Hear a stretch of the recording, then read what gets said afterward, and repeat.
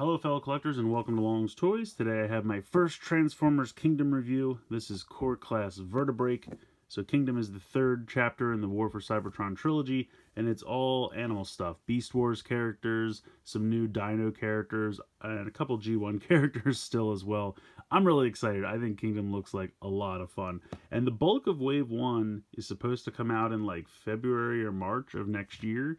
But for whatever reason, Amazon got a couple of the core class figures early and just started sending them out. So I was able to get Vertebreak, and I also have Core Optimus Prime. I have Rat Trap ordered, but they haven't said when he's shipping it. So I don't know. Could be, later on in next year. Could be next week. Who knows with Amazon. But yeah, so just random that they had these early, and I'm super psyched. As you can tell, this guy is kind of a skeletal dino. So like I said, Kingdom is a lot of Beast Wars characters, but they also have some new fossilizers, I think they call them.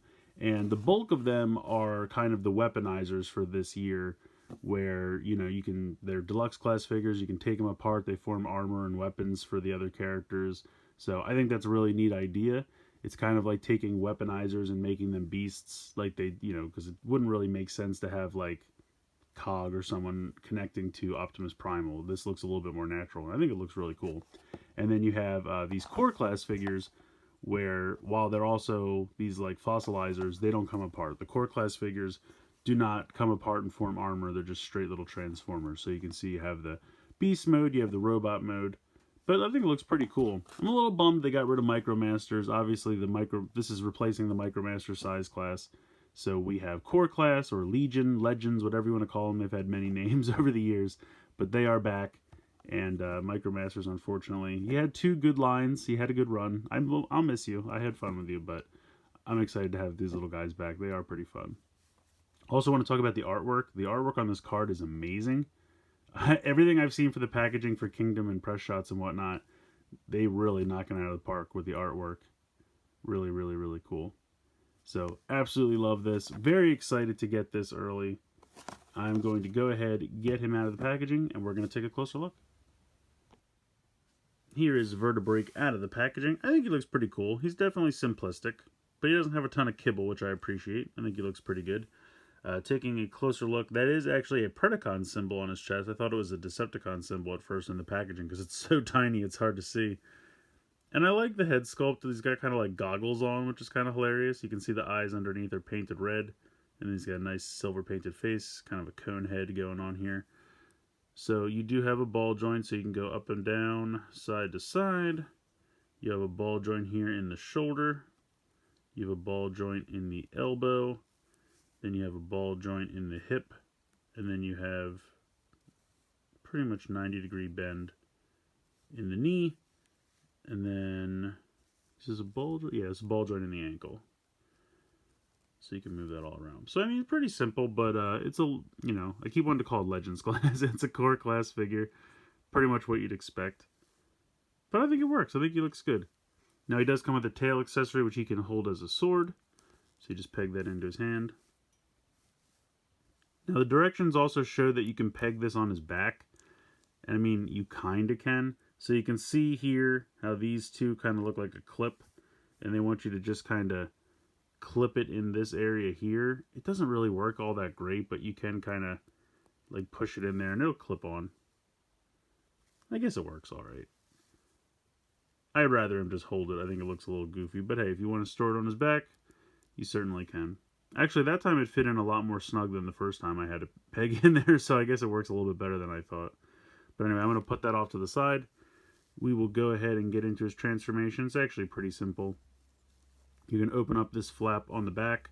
You're going to bring this around all the way. Now you want to make sure, you can see that there's kind of a little notch right there, and that's so that the point of his head can fit through. Get it right in between there, as you can see. Bring this around all the way. Now you can see that there's kind of a little notch. Let me get a little bit closer here. Right here, you can see how that's kind of like a little cutaway, and that's for this piece right here to fit into. So this is going to come around and sit in there like that, as you can see.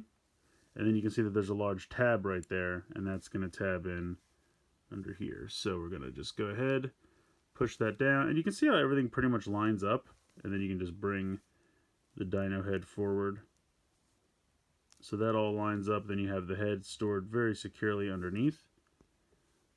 Then you can see on the side of the forearms here, there's a little tab. And you're going to bring that down and kind of tab it in right here. So this has like a butterfly hinge, which I guess you could count as shoulder articulation, but because of the large midsection or chest area, it doesn't really work all that well. But so you're going to peg that in, and you can see that the like skeletal rib pieces on the forearm will match up with the side here.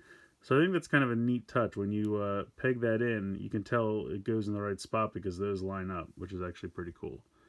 So you're going to bring this around, do the same, and the shoulder joints on mine are a little tight, but you'll go ahead and peg that one in as well, and you can see how it lines up right there.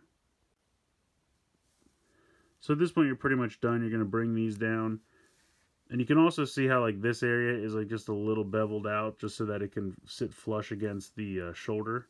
They've really done a nice job with this as far as making sure everything has clearance and everything lines up and has little indentations carved out so that it can sit as flush as possible. I appreciate that. I think that's a pretty nice touch. At this point, you're just going to bring the legs down and kind of bend them into the right position. And then we're going to peg the tail in the back. And there you go. There is our dino mode. I like it a lot. I think it's neat. I think they did a really cool job. Unfortunately, the arms don't move at all, but you have all the same articulation in the leg because it's just the robot leg crouched.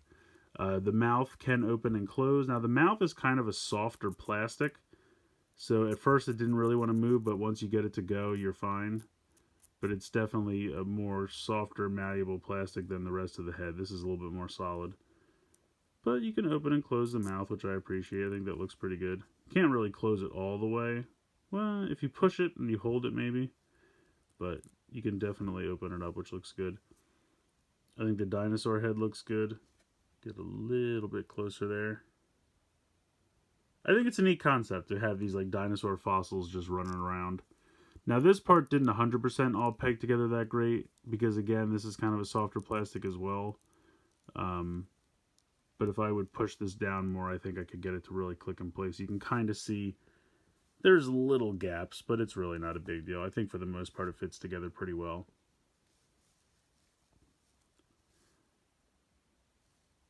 And I guess technically you can spin the tail around how you want, so if you like it down more, you can do that. I like it to look like that. I think this is the intended way to do this, but you can spin it around if you desire. So yeah, he's pretty tiny. Here is Bug Bite, just as a little bit of a size comparison to give you an idea how big he is in dino mode. And then transforming him back is even simpler in my opinion because you just pop this off, flip these back, flip down the legs, flip out the arms, then you just open this part back up, flip this all the way around. You're going to want to make sure you put the head all the way up so that can sit down as flush as possible. Then there you go, and then flip up the head and you're back. So, I mean, they're core class figures, Legends, Legion, whatever term you want to use. They're supposed to be simple. They have, you know, decent amount of articulation for the size. Transformation is fun and quick. And then here's a size comparison in robot mode. Sadly, he's almost the same size as Bug Bite. I don't know if that says less about Bug Bite or more about him. I don't know. But overall, I think he looks pretty good. Oh, stand up, buddy. He's got really good heels. He shouldn't have any trouble standing. It's just about finding the right distribution of weight and a good pose. But yeah, I think he's really cool. I like him a lot. I definitely recommend him. If you can get one, go for it. These should be in stores pretty widely available in the next couple months. So I think he's great, but let me know what you guys think in the comments below. Please like, share, and subscribe. Hope you guys enjoyed this video. And as always, thanks so much for watching.